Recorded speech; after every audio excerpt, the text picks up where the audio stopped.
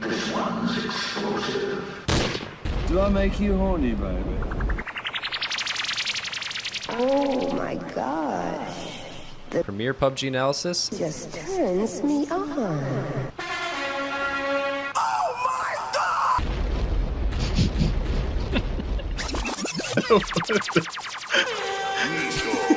Let's go. Their personalities are so magnetic, they are unable to carry credit cards. They boulder 300 backwards. They are the life of the parties they never attend. Mosquitoes will not bite them, purely out of respect. The line, when in Rome, refers to the time they visited. They are Dano. And I'm Cody.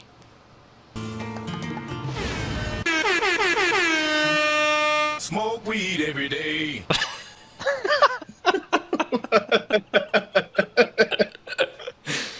I just thought I should kick off episode 50 with something exciting.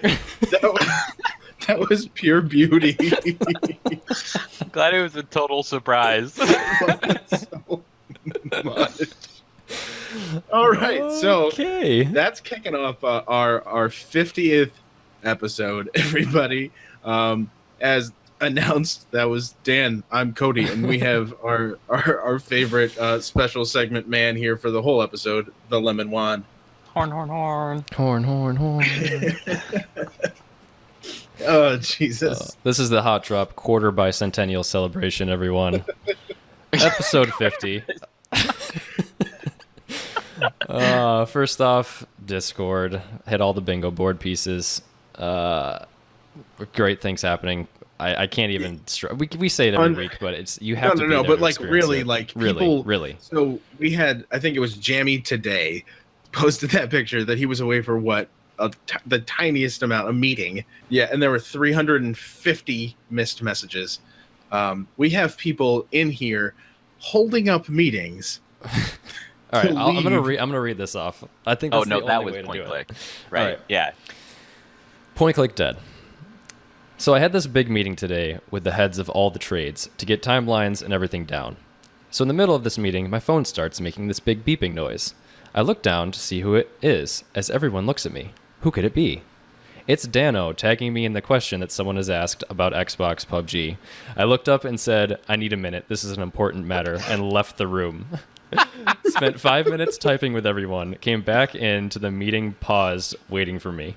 I looked up and said, sorry guys, that was an extremely time sensitive and had to be dealt with. That's the kind of dedication that you have to come to expect in our Discord. Everyone is just so freaking fun, dude. It's just amazing. I love it. I love it so much. We have a page where you can post pictures of your pets. We have a music page. We have a way off topic page, multiple voice channels. Get in there, hang out with us. It is so much fun all day. And that's the only spot where you can enter into the top 10 competition. We do every week. We do the top 10. You submit your clips. It's themed. We pick a winner. The winner gets a custom Discord emote. Last week's winner, if I remember correctly, was the Downward Spiral with a beautiful triple team kill with a grenade. I had to pick it. I couldn't not pick it. It was just too good. It was the theme of the week was best grenade plays, and you can't not pick a triple TK. So that was the winner. And also this week we have a new winner. I'm not going to announce it yet because the video hasn't come out yet, but it was best snipes, and we had so many submissions. It was so hard to even pick the best one. I took this so seriously this week. I sat down with Admiral Zagbar in my office, watched every single video, and ranked them. So I went through every single video.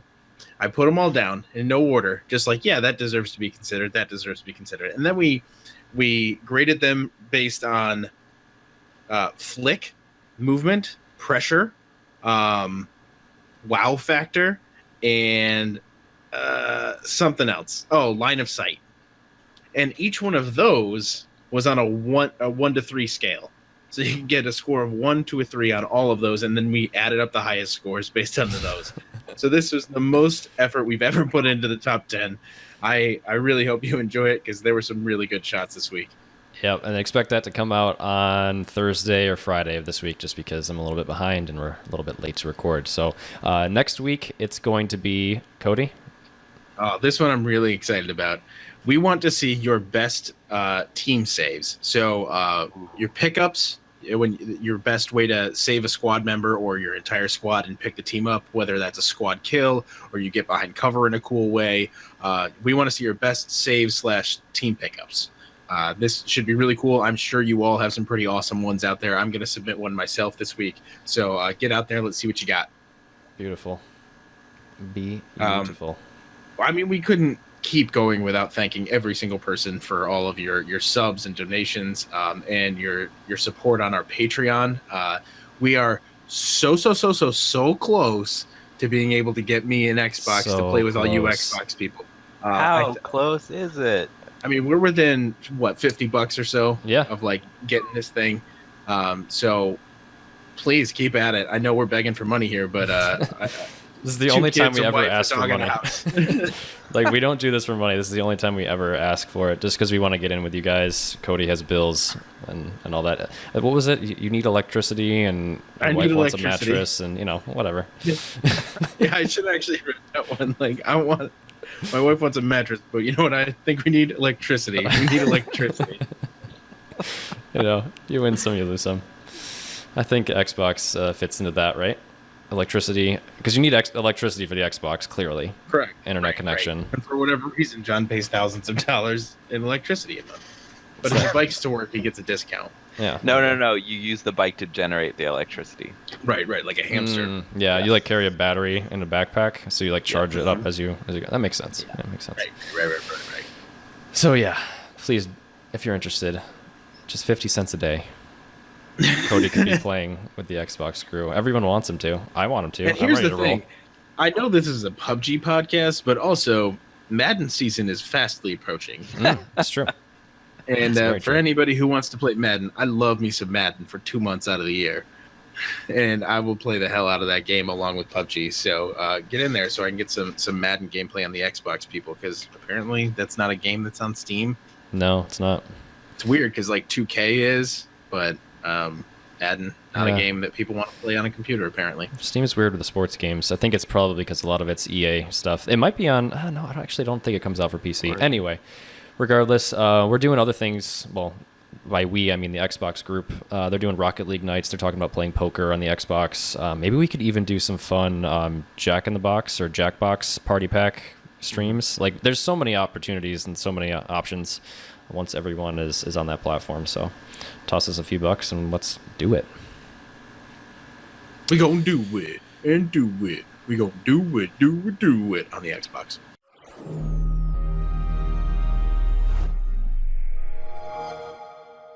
What's in the box? What's in the box? What's in the box? You got some stuff.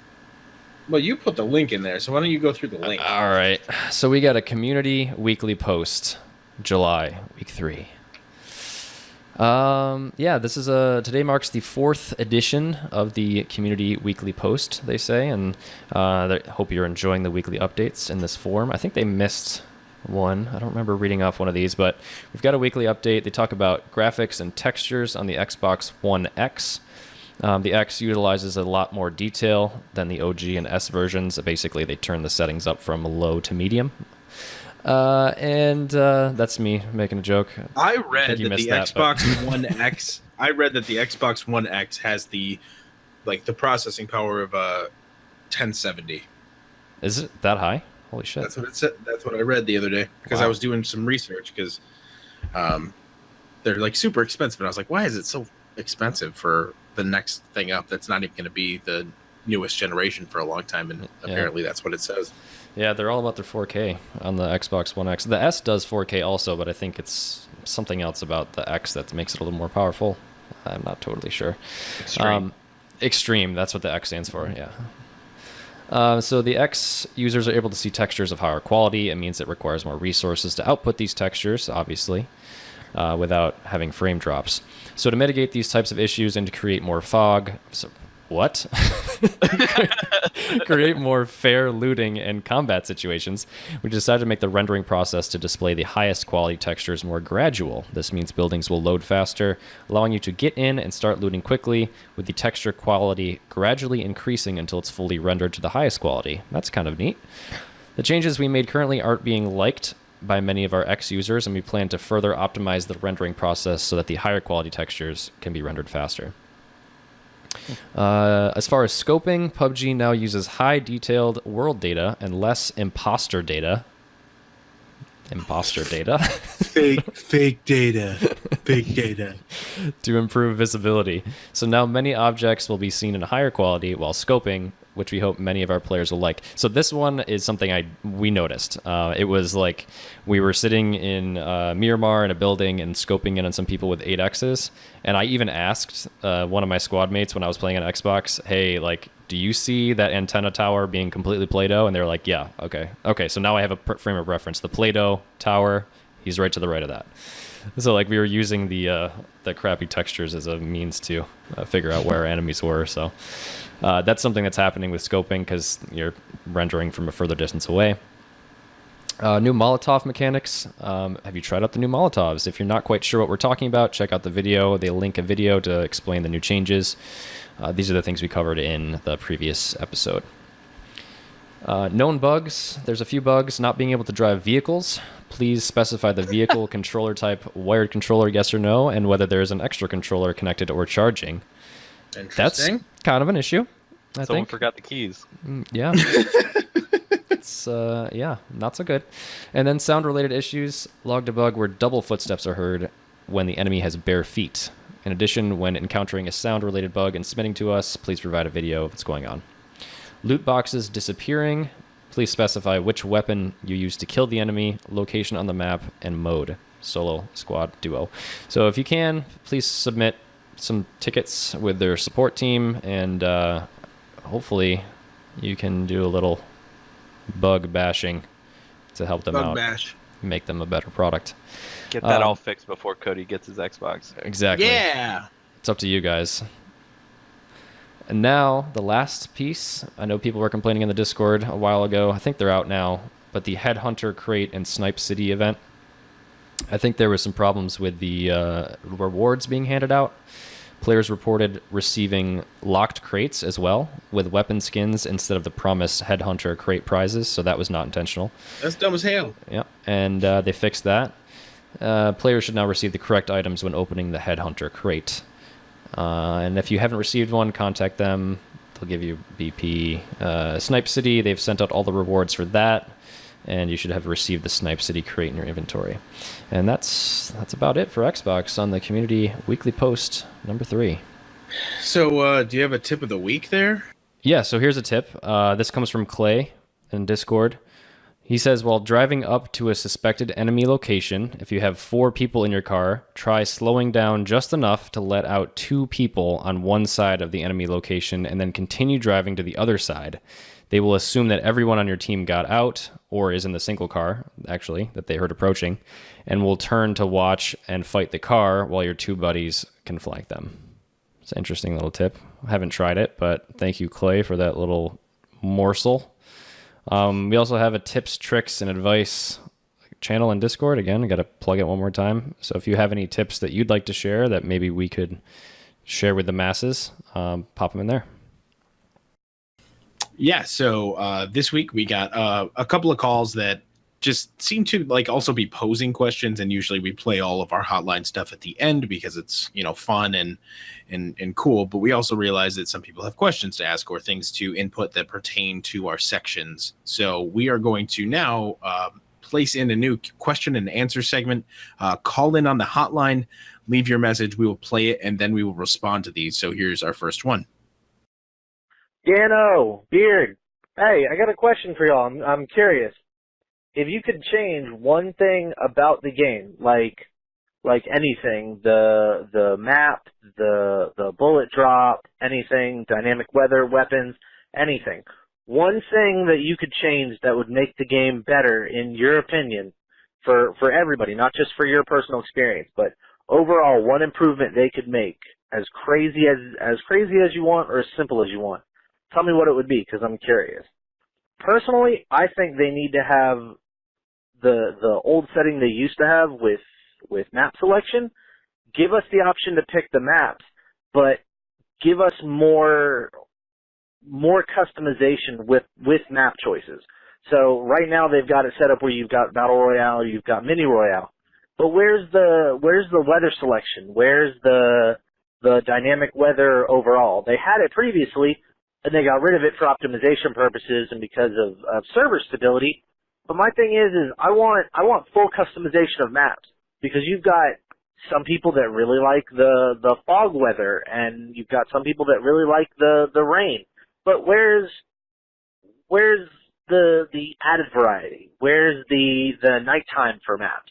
Imagine giving certain scopes night vision and adding that type of variety. I think that would be something that varied the game in such a way that it would almost revitalize it, because playing at nighttime changes the whole dynamic of map play. But let me know what you guys think.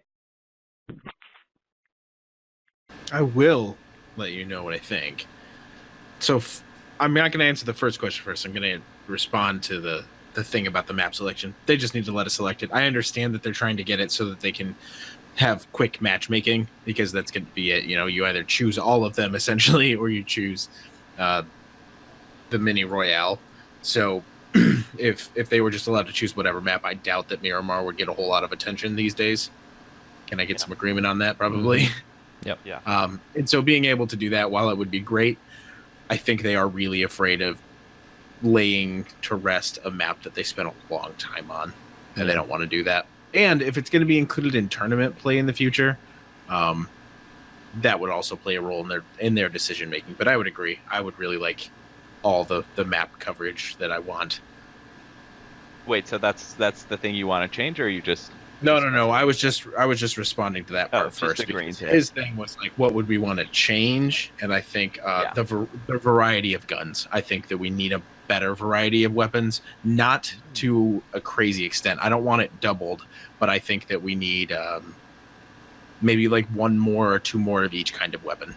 So they've recently added the QBU to Sanhok, and they obviously exchanged that for the Mini, and then they switched out the QBZ on Sanhok instead of the Scar.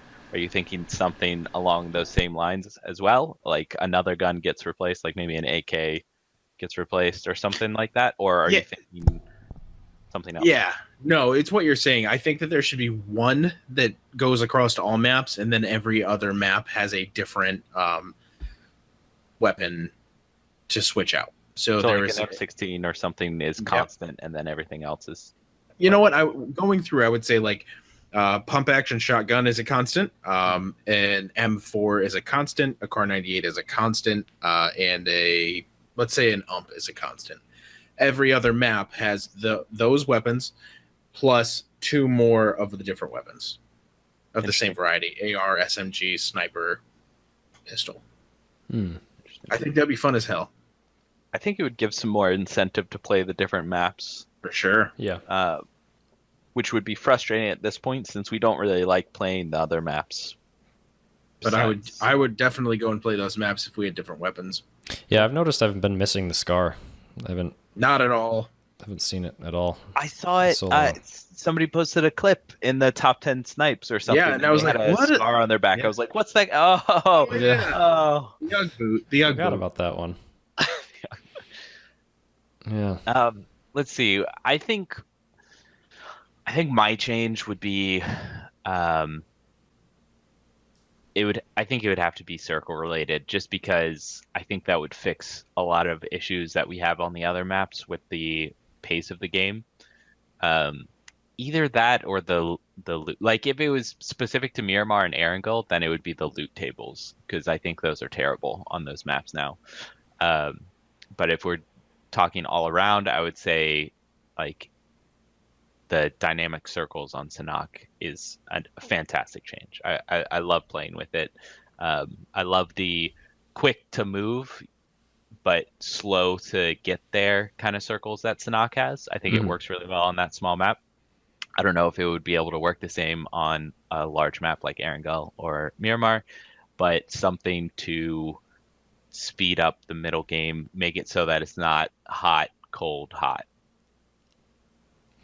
And for me, I think my change is, in a way, a bug fix. I think I want to see better first-person camera angles and movement and less clunkiness.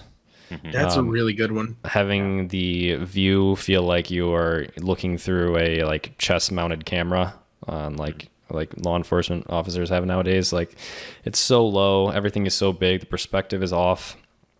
Like the flailing arms and all that stuff, the janky movement, the jumping mechanics, like everything is just weird about it. I think that's my number one on my wish list, I think, because then maybe I could go back to enjoying a first-person game again. I'm not really enjoying my first-person perspective so much lately. Yeah, it's been rough. Yeah, I think that was a great question. I think I want to do more of these going forward. If you guys have any questions for us and want to send them as voicemails, we'd love to hear your voice and hear your thoughts and answer your questions. Let's do it this way. I think this is pretty cool. What do you guys think? Yeah, it's neat. Didn't the night mode get announced, or was that just like a That was possibility? mobile. That was mobile. Oh, that was mobile. Yeah, mobile Okay, night yeah. mode is in beta right now on Yeah. mobile. It's pretty wild. Also, here, well, no, we'll go into that in the mobile home. All right. Beep, beep. Ladies and gentlemen, if you'll follow me, we are now entering the personal computer place. Beautiful. Very soft. Pleasant. Pleasant. And we're in the computer place of the personal variety.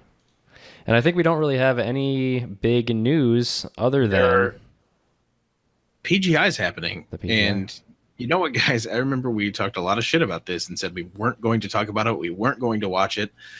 But it turns out it's a really slow news week, and now we're really interested. and it's And the only not in the thing sense of like really interested in who wins, but like really interested in how good or bad it's going to be. Yes, exactly. It's the only thing we can talk about right now, really. So, Cody, you watched a lot. You saw multiple rounds of day one, which was today. What are some good things? What are some bad things? Can we make fun of it, or do we have to respect it for a beautiful piece of artwork that it is? Yes. All right, and now on to mobile home. Beep beep. So there is a lot of good and there is a lot of bad. I'm going to start off by giving it my grade, and I would say it's probably really close to a B. I think I had that same conversation with my dad at some point.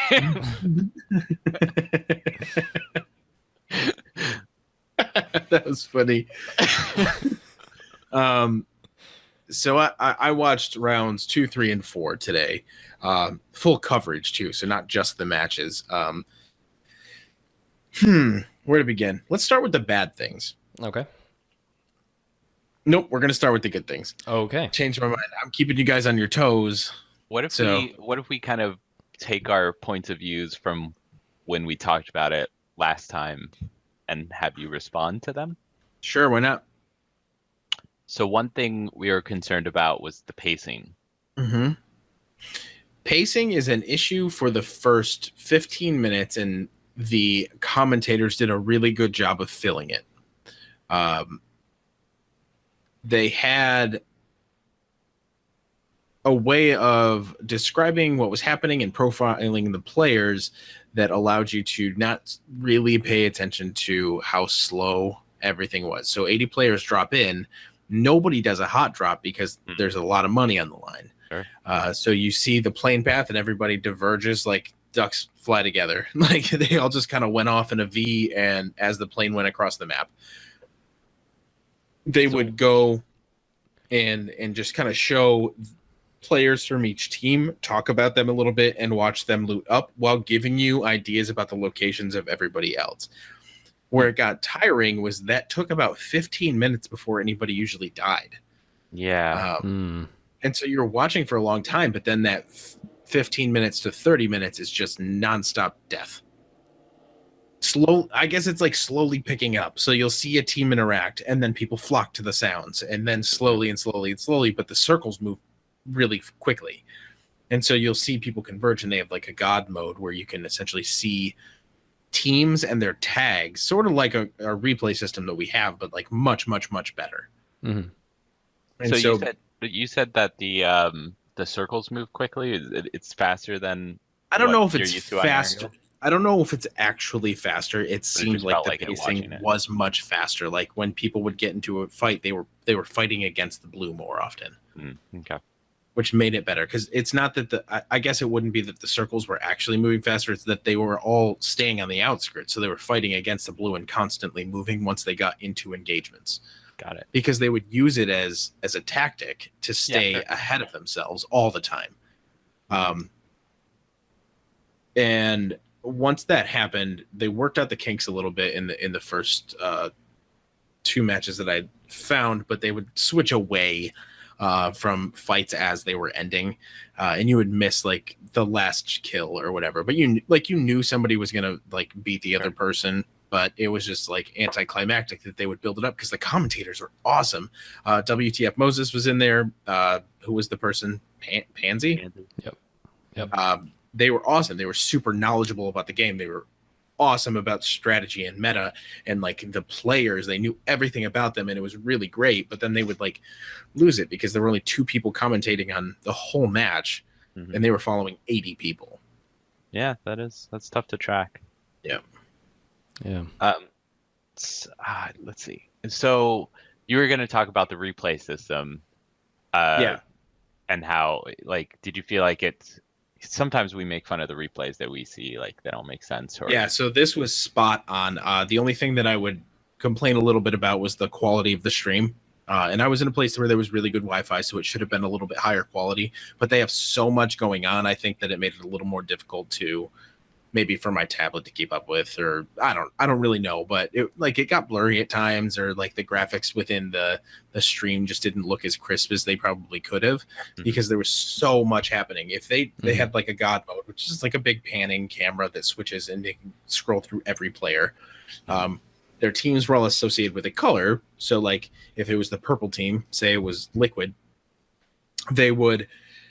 all the players would be highlighted in this purple color around them. So it wouldn't be like a solid color. It would just be like a halo around them. Right.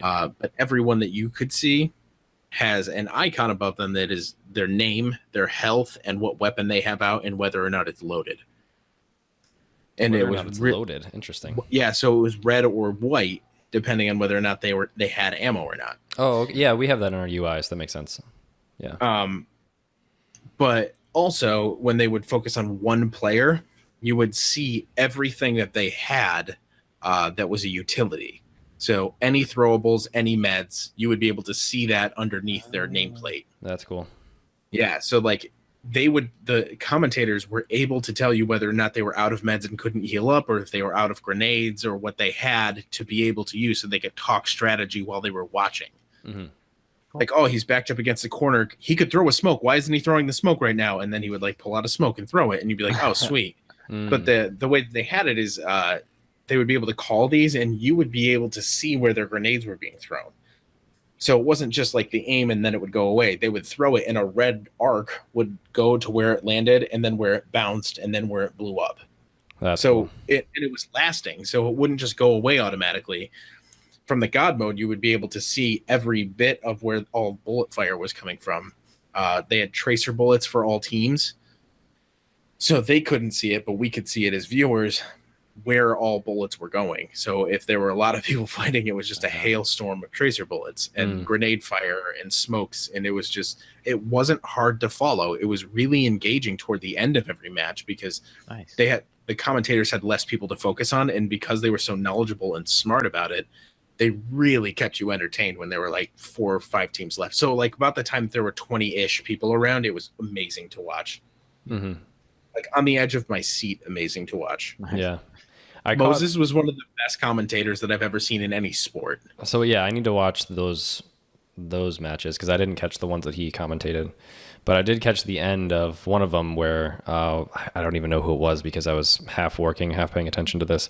But it was a guy that was in a 1v3, managed to knock a guy out with a nade, or no, it was a 1v4 maybe. managed to get one with a nade. He was backed up by the car. I think it was the second match of the day. Yeah, it was round 2. Yeah, I got one with a nade, and then looked like he was going to make a crazy comeback, and then he got picked off right at the end. But something that we noticed and we talked about a little bit was about the points. So we couldn't really tell like what they meant, and I think that was one of the issues that I had. Was they kept saying over and over again like, oh, he downed him, and now he's going to finish it off to be able to get those however many points are. But like I never understood how the scoring worked, and maybe that was just me not tuning in at the right time where they set the table for that.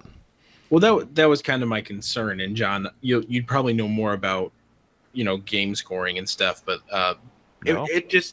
I just assume you've probably watched actual people playing tournaments and stuff before of like CS:GO. Yeah, the point system doesn't really apply to the games that I've seen, at least. Okay, well they would steal kills essentially. So like you didn't get a confirmed kill until you killed somebody. So you could down them, and I don't think that counted for points. Or it didn't count for many points because people were stealing kills. Because they would say like he's going up to confirm the kill. Nope, it was a stolen kill, and then they'd move on. And I was like, I don't know what that means. But like Liquid had won the last 2 rounds, but they were in second place at the end of the day. So was that because of fewer kills? That's what I don't know. I have no idea. But then they said like they had stolen kills or whatever, and that got them more points to contend. Cool. But it was, I don't know, it was really fascinating to be able to see them switch, especially in the top 20, like I said, from person to person and actually have it make sense and follow through and know what was going on. And honestly, it seemed like there was only one person scrolling through all those the whole time, because you could see at the top middle of the screen, they could click left or right to scroll between people. Like their prompt was on the screen. So you brought up teams. I'm curious, did you care about any specific team, or were you just in it for the show? At first I was just in it for the show and I didn't care about anybody, because like I was watching, I was like, oh, let's see how the Americans do. And then I quickly realized like they're not showing up today. Like this is not their realm. This is not what they have devoted like months and months and months to, the way that like the Korean teams and the Chinese teams like show like this is life for them, whereas it seemed like it wasn't necessarily the case for the North American teams. They just didn't move the same way. They didn't strategize with each other the same way. They would get split up, they would do things, but like if you watched the Korean and the Chinese teams, like they moved. The European teams, whew, man, they were good too. They would fly through and like just like butter through a tight situation. They knew what they were doing. They knew that they had to go prone or throw something, or the meta with their throwables, they would stack smokes on each other. So they would throw a smoke, they would throw a grenade over that smoke, throw another smoke, throw a grenade over that smoke, and move up. It was unreal. So like a wall of smokes. It was a wall of smoke so that they could move forward, not ever retreat.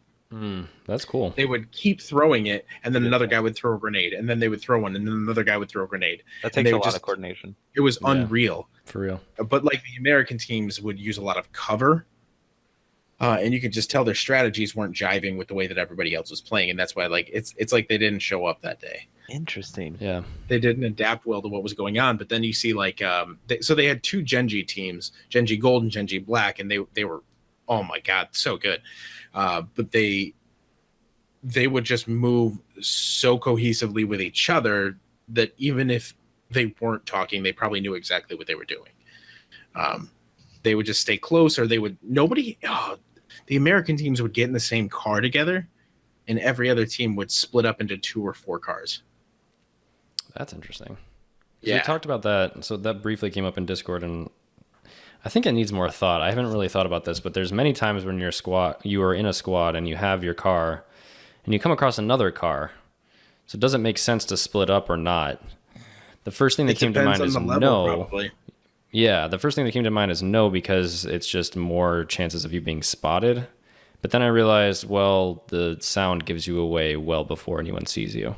Yeah. So what I was thinking about when I was watching it is that they're not concerned about the noise. They're concerned about all dying at once when somebody is accurate enough to blow up the car, because they were all really good at blowing up cars. That makes sense. Yeah. So they would all have separate vehicles. And what they would do with these vehicles is they would keep them with them throughout the match, and they would set up barricades, and then sometimes they would blow them up themselves to use as indestructible barricades. Oh, yeah, so they can hide behind it and not. Yeah, have the so they chance would of blowing pull up together in themselves. a U shape in a place that they had their back to, and that way the only way people were getting to them is if they naded them. But they had an escape path every single time, so their meta is just out of this world. It's really, really That's cool. interesting. So being able to watch this, but then you have people like Pansy and Moses explaining it to you, you learn so much. And if anything, this was at least a learning tool to try some stuff out. Yeah, that's a really So good point. that was going to be my next question, is like one of the best reasons to watch professional people play a game that you play is to, steal some tactics or learn something new from it. So it sounds like it was well worth the I watch. promise you're going to start seeing some different stuff in this game. Yeah. But let's go to a couple of the bad things that I did not like. Okay. They had a lot of really cool features, but it took them a couple of rounds to really get into it. They would switch. They would leave these matches. They would not exactly know where they were, or they would be talking about something, and whoever was controlling it would not have the screen right. So they would have a small screen in your bottom right about an engagement that was happening, and the whole other 3/4 of the screen was the mini map. And I'd be like, all right, I can't follow this when I'm just looking at a giant mini map in this tiny ass little box in the corner. And so being able to do that really kind of deterred me from wanting to watch it instead of just listen to it like a podcast, because somebody like Moses is actually just really good at narrating what he's seeing, and you don't need to see it. Additional that kind of thing, like you see that in new esports. You actually saw that when I started watching CS:GO. They had relatively new observers. They call them the people that track everything. They had a relatively new observer who, you could tell was just getting on his feet to being really good at observing. So it's definitely a skill that you have to learn. You have to practice a lot. So it makes sense that this being like an early tournament in the esport lifespan would have more, negatives about the observing. Yeah, for sure. In the in-between of the games, so between rounds, when I watch football or or baseball or hockey even, I really like the intermission sections to listen to what's going on and get updates about other things, and they didn't do a whole lot of that. They didn't do live in the field interviews of the people and how they felt about their round. We didn't get a sense of how they felt they were doing that day. And it kind of sucked because there was like a half an hour or so between each one where they could have easily pulled aside one of the best and worst teams of the day. And how did you feel out there? Where do you think you went wrong? What's going on? Because if we want this to be an esport and kind of contend on a different level, we want to get to know these people. We want to know what they're all about and see them as a more human side, not just sitting at a desk. And I kind of miss that aspect of popular sports, more mainstream sports, I guess. So I'm not a big sports watcher, but you are. I call them watchers. Observers and watchers. But that's a really interesting point that I never would have thought of. I've watched esports. There's always that hard cut where they run ads. It depends on what the esport is, but that's a really great idea to kind of bring the viewer more into the field, basically, is by talking to the players, getting a sense of what the feelings are. I think that's a great idea. You should call up PUBG and tell them, Mr. PUBG. They did do a cutaway. They had a 4-minute segment where they were talking about how they did in Vegas and all that, but their qualifiers, but that wasn't the same as going up to Tom Brady and being how do you feel you did this half? Be yeah, we did some good things, we did some bad things, we're gonna feel a little bit better about this going into our next round, because then you get behind that, you get behind what's going on there. And some of these people are popular streamers, not all of them though, which is strange considering they qualified for these, but some of these guys don't even stream. Yeah, that was one thing. Like the human element is missing. Like because everyone on the screen looks the same, you're just a character. Yeah. There's no like moves that you can do to really differentiate yourself from someone else who's playing this game. Yeah, you don't know who you're watching. I have one more real complaint about this. Is the same. We never once saw an elimination reaction or a real win reaction. They never cut away and showed the screen of the people who just got eliminated every time they got eliminated. And I think that's crap. Like that is not how you broadcast a sport. Yeah. When somebody loses, you need to see them go like, oh. Yeah. Definitely. And the wins, like, I mean, we all know that like when you win, sometimes you're actually really pumped and other times you're just relieved. And in this, like nobody was super excited when they won. And so like I can understand why they didn't show it because they showed it twice. And it was just like a bunch of guys going like, oh, fuck, man, we made it through. But like, you know that some of these people were really pissed when they lost. And I think that that's a good thing to show because then you're also teaching the young people who are watching how to lose with dignity because they know people are watching. Right. Yeah. Yeah. Sometimes they lose with dignity. Sometimes they don't. I've seen some people blow up when they lose or whatever. True, but that also makes for good TV. It's great TV. Yeah. No, I totally agree that showing that kind of thing, it kind of just involving yourself with the players as a whole. I understand it would be a hard thing to kind of fairly do this because there's 80 people, as you said. But yeah, man, I think that's definitely a big part that's missing out of this scene specifically. For sure, but I think this has real potential. I think they worked out a lot of the kinks, and if they do this more often, in one way or another, utilizing the same people and build a network around the same commentators and production crew, this could really hone itself into a really, really cool esport. And I really did not think it would. Yeah. Not that I don't think I'm really ever going to get behind a specific team, but being able to watch this, you know, and just kind of see some really exciting games, I think it's pretty cool. And one thing that I really want after all this is I want us to be able to create our own clans or teams within the game because they had their logo up next to their kill feed. And I think that would be sick as hell to have. Be able to put in our hot drop logo into our squad. So you see that across the kill feed. That'd be cool. Definitely.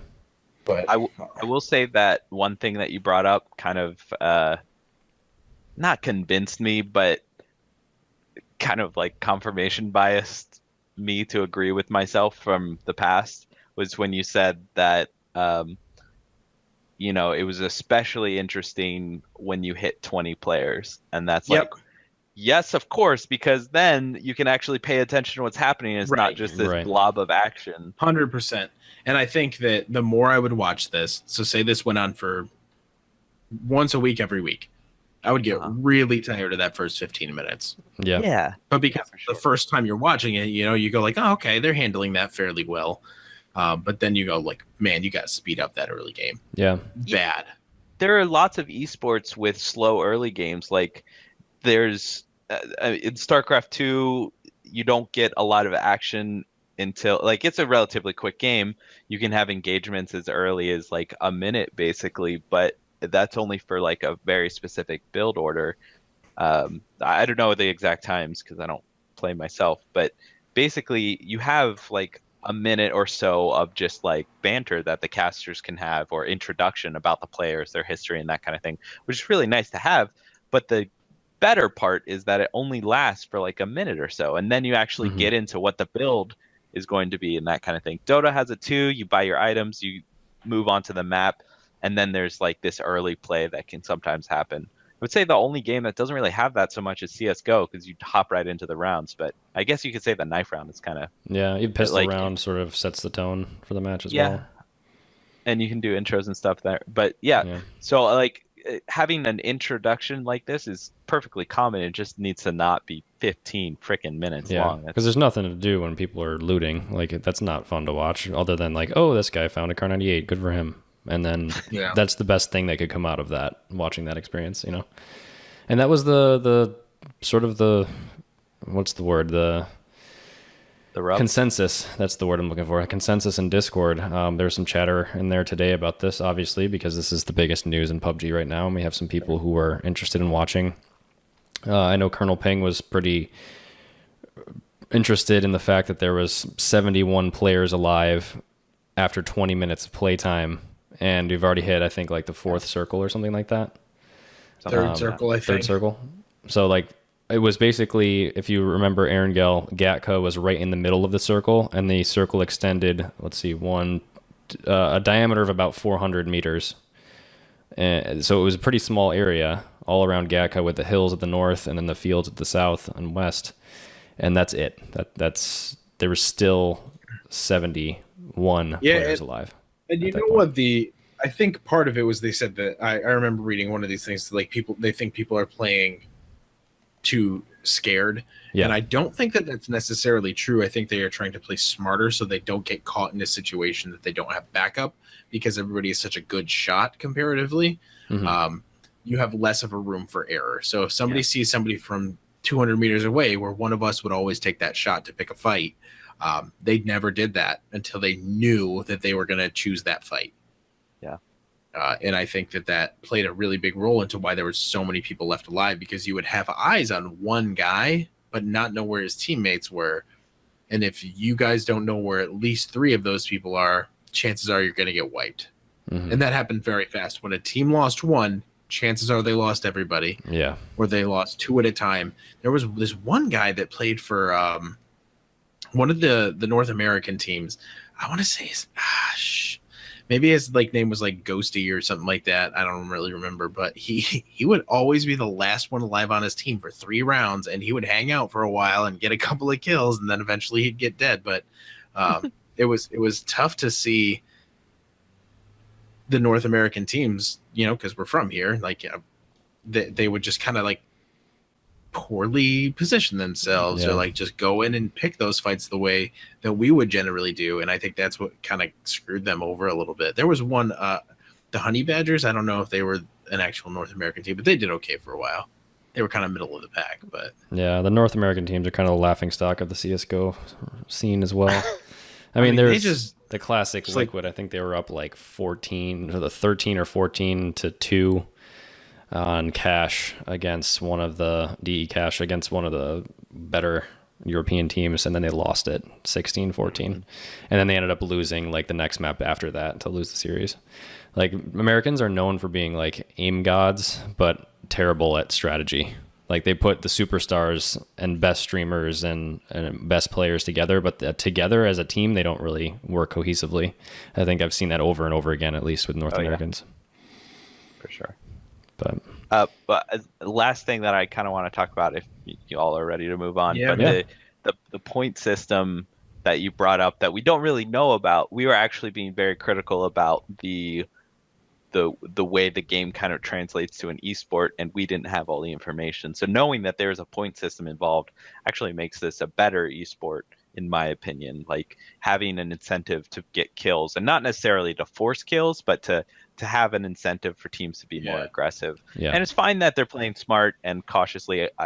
I'm into that. I think that, that it doesn't necessarily make for a great spectator experience, because you can wait as long as Colonel Ping was talking about to have still 71 players left. Yeah, and that's what Point Click Dead said in the Discord. We keep bringing him up. He's got great points. But he was saying if he was involved in these matches, he would just go hard, all out, go crazy, pick fights, just basically get his name mentioned as many times as possible by the observers and the casters, because he's this is boring to watch. This is not exciting for me. The 15 minutes at the beginning is boring. There's no incentive really to get kills. Everyone's playing scared. That was his interpretation, and I know that I've had that interpretation as well from watching previous tournaments, but I didn't really get a chance to watch this one too closely. And it sounds like that's what you have to do. You have to have a good balance between points awarded for kills in comparison with time alive. And it has to make sense. They subtract points for being downed. Yeah. So if you get downed, you lose points. Yep. So that way, you can get to the end. And so, but here's the thing. Here's my issue with that is say you win out, you win every game, you might not win the tournament because you don't have enough points. Because you haven't played more aggressively. So they incentivize both. They incentivize both. Don't get downed, but also get kills. Yeah, and that's tricky from a viewer's perspective, thinking like, oh, these guys won the match, like they obviously should win, but that might not be the case because they didn't get enough kills, or they got down too many times. Yeah, the down thing that's a little weird because that definitely doesn't. What's the opposite of incentivize? That penalizes aggression because it penalizes aggression because you need to make sure you get that kill and get it quickly so that you don't get downed. Whereas there's already a negative for you getting downed, right? Like you're out of the game and also another team gets a point or whatever the scoring is. You get some amount for being downed and then more for being killed. Right. Yeah. So like there's already an incentive to not get down. To like double it up seems kind of strange to me. Mm-hmm. Very interesting. Very interesting. Yeah, and these are the things that are working out. Like this is the biggest tournament so far. It's the one with the most attention. This is supposed to be the one that shows everyone what PUBG esports can be. And so far, from what little I've seen, and I'm going to try to catch some more games going forward, it seems like they're doing a good job. It seems like they're on the right path to possibly making this an exciting sport to watch. But I agree, and maybe a smaller map could help fix this. But that time of looting with the huge circle, they have to do something about that. That's just tables. The casters are doing their absolute best to make it interesting, and they're doing a great job. But like there has to be more action. There has to be something to keep people paying attention and excited about what's to come. Right. So, yeah, John, what would you rate? Cody gave it a B, solid B. Dude, I didn't watch a single game. I can't even rate it. Grade. Just say fuck you, Dan, and we'll move on. Yep, that's what I heard. Moving on. Mobile home, beep beep. All right, so there's Night Vision, and ITT Tom set up a clan in mobile. So if you want to join that, it is HOTDROP, capital H, capital D. And that's a clan to join. Boom. Nice job, Tom. Thanks, Tom. Yeah, it's pretty cool. I joined it, so get in there because you'll be able to just see who's online and you can just play with them. Oh, that's cool. Yeah, so like it's just like a clan, an actual clan. Like you'll get in, you'll be able to play with the people who belong to HOTDROP. So thanks for setting that up, Tom. That's really cool, man. Nice. So what do you guys think about the night mode? What do you guys think about a night mode that might come to PUBG? Do you think that's a good addition? Do you think it's just a waste of time? Would you want to play it? Does it excite you? What are some pros and cons? Do you have any thoughts whatsoever about that mode? It would make flash hiders pretty good. Yeah, for sure. That'd be cool as hell. Yeah, I think it introduces a bunch of different attachments like flashlights, obviously night vision, laser sights, maybe. Your depth of field, though, might be way off. Like, you may not be able to see super far. With night vision? Yeah, night vision doesn't necessarily work that way, Like, maybe no, it just doesn't work that way. There has to be a huge downside as well because they have to balance it somehow. I think one person with night vision would just crush all of their enemies. It could be way too powerful. I just can't shoot. Can't see. It could be like a range thing. Like, it would kind of blur off after like 50 or something like that. Yeah. But then it would basically be the same as probably what you see in game. Yeah. I think it would be fun to play with. Like, I'm always down for those small little changes. Like, I like the dynamic weather on Sanhok. We liked the weather when they brought it to Erangel. Mm-hmm. So having that, I think, would be a fun thing to play with. I don't know if it would really, revitalize the game as a whole, but it would be certainly interesting to try out. Yeah. Maybe something to throw into the custom mode. Exactly. Play with it. See how it goes. Yeah. It would be really funny to throw a flash at somebody who has a night vision goggle. It'd be like a 20-second flash. They should kill the player. Like, if that happens, they should just die.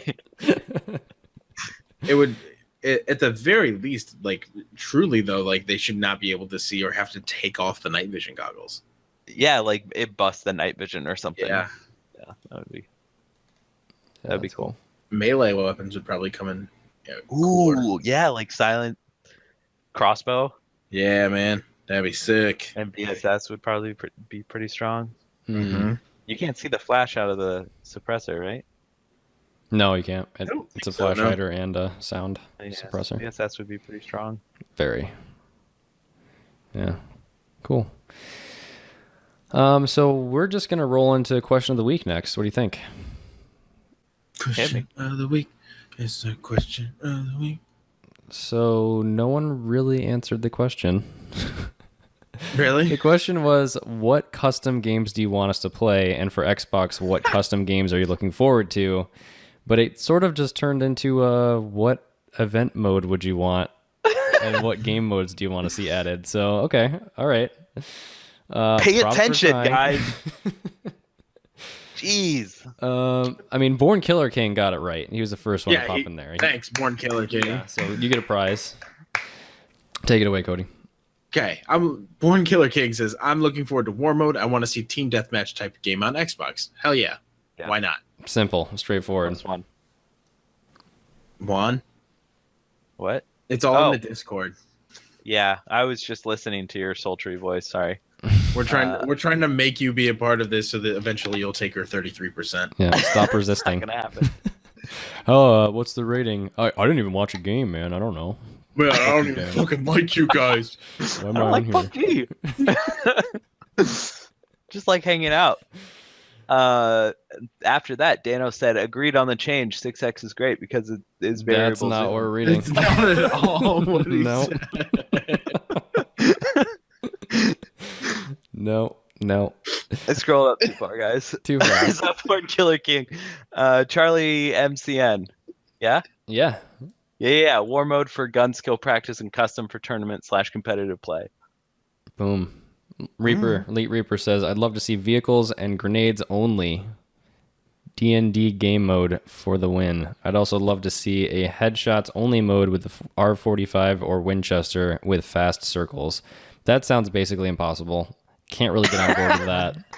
But okay, I like your input. Winchester headshots, and you love the revolver. I think it would be a great war mode to have. It'd probably not be great, but it would be fun to try out on a custom server. Yeah, it'd be fun to try once and then just get really mad at it because I swear I hit him in the head. Oh, it was a neck shot. Oh, this game sucks. That's me. Yeah. That's me playing that game mode. That's true. The desync would be frustrating. For some reason, I gave myself a different voice than what I have. So I don't know. Continue. Scale Speeder says I'd like to see a custom game like the quick match from PUBG Mobile, 8-minute games, small circles, 30 players, themed to all weapons or shotguns, snipers, pistols, melee, yada yada. And he needs gunfight practice. Like a meaningful training ground. Yeah. Bring the freaking gun range in here. It's not that hard. It's like the Not gonna easiest happen. thing to add to this game, and they just won't do it. Won't do it. Rosie wants 3-man teams, bike and sidecar only, with fast circles. So you're forced to use the bike to travel. But actually, anything that lets me play with cool people is fun. Certain Hey. weapons only, like shotguns, pistols, and sniper only, or SMGs and crates. Yeah, I'm kind of so a simple those are man too. Those are separate. Shotguns and pistols. We had that war mode, right? That was Yeah, fun. it was pretty fun. And sniper only, we had that with Car 98. I think throwing all crate weapons in there would have been interesting for the Car 98 because as it was, I don't know, a little campy. Yeah. Yeah. Like legitimately campy too. Yeah, with the Campers. gillies and everything. Yeah, for sure. And SMGs and crates. That would be cool. I'd like to play that. Crates having ARs. Just the regular and- crate. Yeah, I think anything. standard I think crate. ARs. Yeah, AR crates would be fun, but any crate would be good there. Nice. Is this my turn? Yeah. Matt Von Doom. Definitely looking forward to trying out War Mode. Would also like a team deathmatch style game where you could use cities like Lipovka, Pachinki, Primorsk, etc. as the map. Yeah, that's like a War Mode, but with a circle that's just within a certain city. That's cool. Yeah. Yeah. They've never really done that that I remember. None of the circles really seem to be all city. Yeah, not they? like well placed. No, they're sort of like half city, half. Well, no, the first Hills. war mode we did have a good one. Where was that? Military base. They have done a military base. They one. did. Yeah, no, but like a We city. had a sick Pachinki game. It was Pachinki. Yeah. Yeah, Pachinki, that was a good one. Yeah. Dano and I ripped that one up. Yeah. There was also a Miramar one in Los Leoniones. Remember that? With the Oh yeah, Groza. I remember I had a Groza. big game. Yeah. Yeah. War mode seems to be a common theme across Xbox. People just want to practice more. And I think my wish list for war mode is stop with the parachuting. Just like have me respawn. Like pick a point on the map, like have a rally point or something, or capture the point type situation where you can spawn at certain areas after you unlock them, or I don't know. Sometimes the parachuting just gets a little bit annoying, but the good part about it is you can go wherever you want to go. It's just the wait time between the plane and getting to the ground. Right. Survivor Lad says hunted game mode. A squad of 8 players is chosen to be the hunters, and at the start they have random pistols, limited ammo, level 3 everything, and spawn in dedicated 3-story house in the center of the map. All the rest of the 92 players start with nothing and hot drop in. Circle starts at the smallest size, maybe 2 size kilometers around, and loot is very rare and scarce, and is only level 1 in pistols to start. Dropping players have 1 minute of looting before releasing the hunters. After 1 minute, hunters get released, and they kill anyone that's not a hunter. Yeah. Hunters need to kill all the hunted to win. Hunted need to survive until the end. Hunters respawn with current armor and ammo if killed, and respawn back at the base as the circle opens up. Hunters gain new random weapons and can pick up loot for them. Hunted players get more opportunities to loot and better gear and weapons to hold off the hunters. Final circle reveals a smaller red zone, and the survivors must make their way to that safe zone before dying.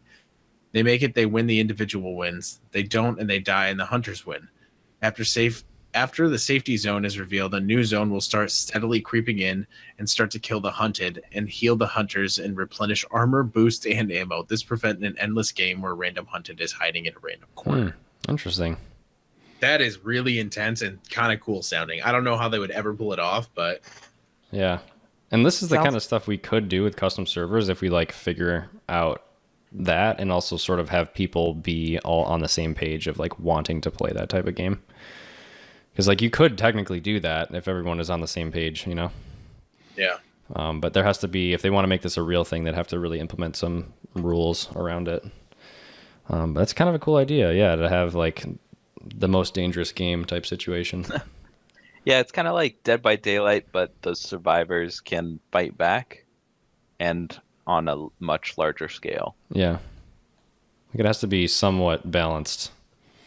So he said hunters only spawn with pistols, and I guess they would be able to get better weapons after that later on. This could be a lot of fun. I'm digging it. Thanks. There's a lot of thought that went into that. Thanks for that, Survivor Lad. Yeah, it was awesome, man.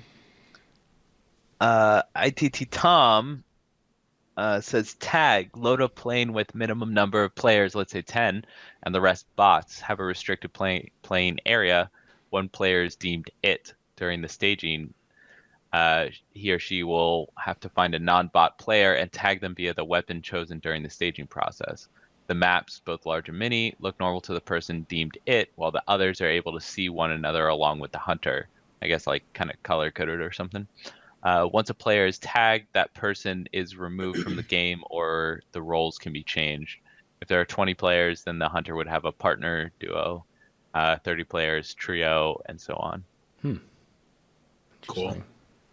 There was like, did you ever play that Halo 2 zombie mode or whatever it was? I don't think so, no. I think you had to manually switch teams. This was before they had like interesting custom games, but basically you have one player on blue team or whatever, and they get over shields, something like that. And then they try and like hunt down the rest of the red team. And anytime you get killed by a blue team member, you have to switch teams. So you switch to blue team. So this was before like, or you would turn off the auto balance. I don't think there was auto balance in Halo 2, but anyway, so you would just like manually, it was like a kind of like a zombie infection type game. Nice. That's cool. No, I never played that. Yeah, it kind of sounds like that, except instead of turning players, it would just switch rather than adding players to the it team. Sick. Death goat Betty. Bam blam. Bam blam. 10 versus 10 bridge dominance. I love camping bridges. It's so much fun. Blue circle starts out encompassing the bridge for 5 minutes. one team north of the bridge and one team on the south. This gives each team time to loot, plan, and get in position. The blue circle lifts and the bridge becomes fair game. The first team to get 3 teammates across the bridge still alive wins. So say one guy gets across, he must survive until 2 make it across the enemy side of the bridge, or it's back to 0. You are allowed to cross the water to flank behind enemy lines, but only take people out and protect people who have come directly across the bridge. Respawns have to be 60 seconds and 100 meters away from the mouth of the bridge. That is so cool. I love that idea. Because bridge camping is so much fun, and like that is essentially like what this game would be. People will be just coming at you all the time. I think vehicles, like adding vehicles, would be pretty nuts. No water vehicles. I think it'd be probably more. Well, maybe. I think it'd be more fun to have like UAZs and Dacias coming at you. Well, it sounds like you can't win by crossing the water. Like you actually have to. You have to cross the bridge. Yeah, to make it win. So I don't think water vehicles would be an issue. This would just be really cool. Sounds very fun. Cool. Yeah. That game could last forever. Yeah. Oh yeah. That one would take so long. So Jammy wants to see. He says British Bulldog, but others might know it as like Red Rover or Jailbreak. So I feel like those are probably the most commonly used names of this game. But like 80 people start at one corner of the island, no weapons, but heals, smokes, vehicles, etc. And they have to get to a location or the compound or the opposite corner. And 20 people have weapons and have to stop them. So essentially, like it's sort of like Manhunt, but you have to go across the map, hide, dodge, whatever, and make it to the safe zone. I love that idea. I think that's just super simple, super fun, scary as hell sometimes too. Yeah. I think 20 is too many people. I think you could easily kill 80 people with 20. Oh yeah, you need to have it like 5 people. Yeah. Yeah. I mean, in actual Red Rover, it was like most of gym class and 5 people. So, and even then, they could still win half the time. Yeah, they didn't have guns. Yeah. All right. Point click dead. Spent a week thinking of a mode. 100 people drop. 5 to 10 people are randomly chosen, and started kitted out. M4 red dot level 2 gear. If you're one of the 8 people chosen, you start by collecting your team. Each person you kill doesn't die, but becomes a part of your team. Oh my god, yeah. You can have up to 10 people on your team. If you aren't part of a team and kill the leader of a team, you become the leader of that team. The goal is the same as Battle Royale, except for the teams. All weapons are in-world on spawn, including crate weapons, just rare. Okay, so there's no like loot drop or crate drops. It would just be in world. Interesting. That's so cool. So here think idea. about this. Like if you start this, you get your teams slowly. You literally have to get to the point where you have 100 people on your team to win. Damn. That would be fun. It would, as an event mode. It doesn't have longevity, but it would be a fun event mode. For sure. I feel like there's something missing for balance-wise, because it would just be so exponential. Like as soon as you get 20 people on your team, or is it? No, because like if there are 5 people, say, like all of a sudden you have 5 people with a bunch of people on their team, you would trade essentially who's on your team and who's not if it respawns. So like say I kill you and you're on the other team, you would come to mine, but then I could lose Dan who's already on my team and they would go to theirs. So eventually, yes, the tables would turn and somebody would win. But that could be drawn out for a while. Yeah, you're right. I see this being a long game mode. I was thinking elimination, like the leaders were eliminated once you kill them. Super cool. Oh, I guess maybe, yeah, because he says the goal is the same as Battle Royale except for the teams. Well, if you think about it in a different way, I guess then, like, the leader would no longer be the leader of the team. Like, the comms, it wouldn't be a discussion, because if you have such large groups, like, the leader would be the only person on the comm. Interesting. Cool. I dig it. I wish some of these would eventually become real. Make a game. Yeah, I gotta make a game.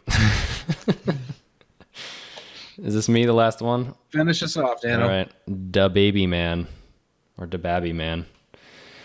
I would like a capture the flag mode. Classic.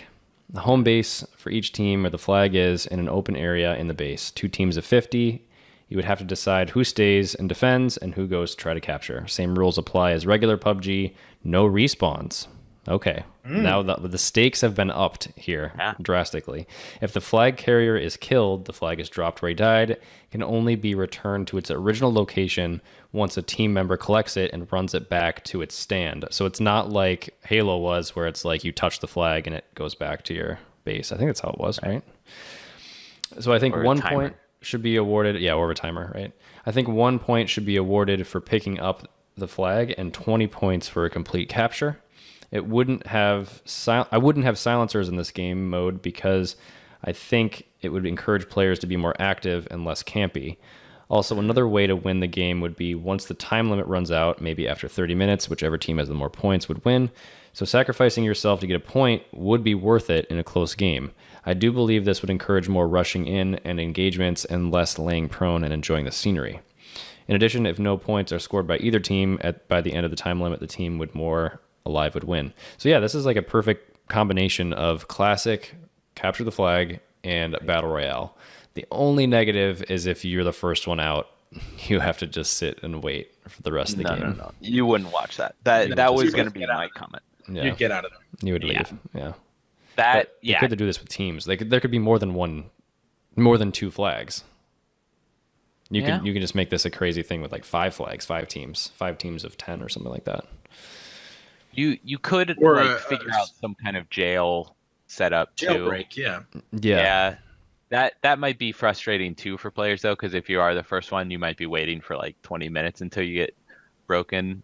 So yeah, not if somebody moves up and there are lines. So if you bring the flag back to the closest line to the station, you would get people back. Yeah, so I see. You get more people back the further to the center line you go. Say 20 meters from where you got the flag, you get the last 5 people back. No. 30 meters, the next 5, whatever. Because people would then go for it. It's a strategy play. Yeah. And like, think about doing this across like Erangel, like a flag in Severny and a flag at military base. Yeah, like that would be crazy. Yeah, that'd be cool. The battles, though. Yeah. Yeah, this is cool. I like this.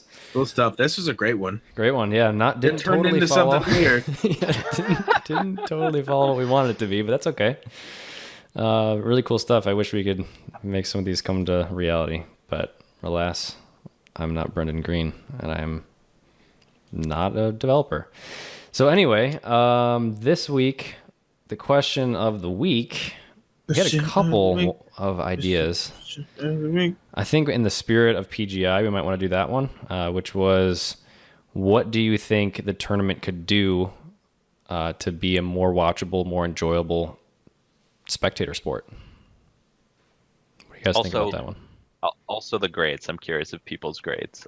Yeah, I'm still curious of John's grade too. Yeah, it's a C-.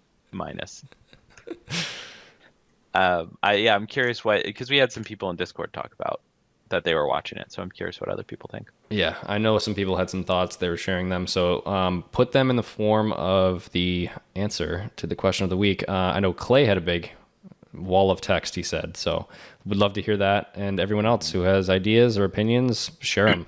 Let's make it a thing. We made the HOTLINE thing. Cool. I think John has to sing it this time. Yeah, go John. But I actually know how it goes. Well. Baby, make my hotline bling.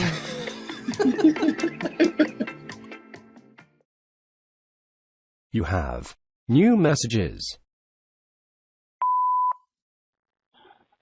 Hey guys, it's Super Champ. I just want to respond to the guy that's called in the past couple of weeks complaining about the crates, always giving you the same stuff. So I was thinking, and anybody who's ever played any sort of Destiny, especially Destiny 1, where you went through a crazy grind, trying to earn kind of exotic weapons and armors and everything, just to finally get that great feeling of, oh, there's an exotic on the ground. You get to it, you take it back, you decrypt it, and it's fucking something you've already had 1,000 times, the same piece of armor, the same weapon, you can't get nothing new. like, I got lost it the first time I ever got a Gallahorn. You know, I got a Gallahorn. It took me 3 weeks before the end of the first Destiny came out before I ever got my first Gallahorn. I mean, coming from somebody that's dedicated over 4,000 plus hours to the game, Destiny eventually came up with a system. I think it's called the Faded Engram, right? So you go and you can buy this. You can buy the Faded Engram from Xur, named Xur, and you can spend it. Well, you're guaranteed one exotic for any of the characters, that you do not currently have. One exotic you do not already have or have not owned. Well, if Destiny did that, I think it would add to it. You're like, well, yeah, well, then you could spend, get this thing and you'd have all the equipment in PUBG. Well, I'm thinking if they sold something like a Faded Engram, but they jacked the cost up on it of like the BP, like more expensive than a crate, you may get, let's just say throw a number out there, 10,000 BP. It may cost you 10, 15,000 BP to buy this Faded Engram, but you are guaranteed to get an item you do not currently have, so it can increase your chances. And then you can still keep playing maybe the roulette game, where you keep spending, however much on each crate until you keep getting the same pair of shoes and the same pair of pants you keep getting over and over and over, Just a thought, maybe PUBG could come up with something like that. Don't have to call Faded Engram or call it what you want. But, guys keep on getting it, bring them chicken dinners home, we'll see them in Discord.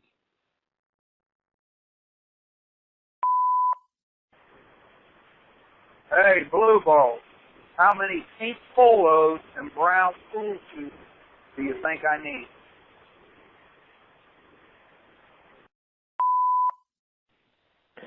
Hey guys, this is Will calling. Just calling to thank everybody for voting for my restaurant in the Best Pizza in DC poll. I know most people haven't been there, but feel free to stop by if you're ever in the nation's capital.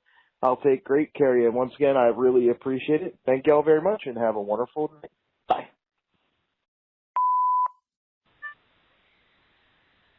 Arnie here.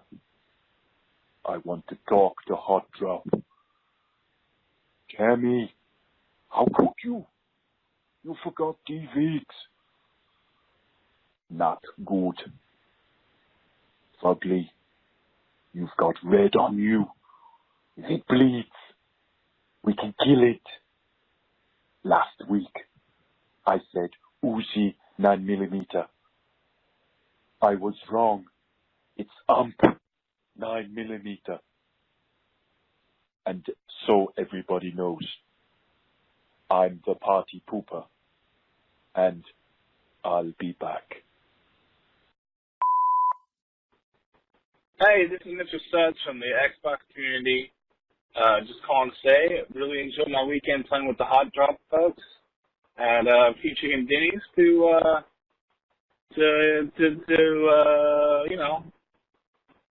shout out top Chicken Dinner Mountains. Shout out to all those folks. I did work 11 hours today. After ditching out on Monday, just called in sick to play some PUBG. Well worth it. Well worth it. Hope to do it again soon. Hope everyone has enjoyed Xbox community as much as I have. And I hope I don't die on the way home today. Have a good one, guys. Hey, Hot Drop, to you boys on the podcast and to all the listeners. It's Colonel Ping here, also known as Dude, What Are You Doing, if you're Matty Von Doom. I just wanted to, drop another line from the UK. I know Jammy did it last week, so here's another nod to you guys from across the seas. It's really for me to apologise to Matty Von Doom. Who else is there? Scale Speeder, Mickey Sticks, Preacher Life, Fugly, Suds, Jammy, D-Vigs, anyone who I've basically played with recently in squads and haven't been able to help get a chicken dinner. For me, potentially, crashing in a vehicle, shooting when I shouldn't have shot, all that kind of stuff. Sorry, guys. But also, I've kind of helped quite a lot of you get chicken dinners. Just saying, hump with it 2 times. It's on, boys. You've got to try it. Everybody should try it. Anyway, that's it from me. I've been in a meeting for 3 hours. I'm tired. I'm going home. Have a good one. See you online. if anybody wants to jump in a vehicle with me, I'm totally cool with that. Cheers.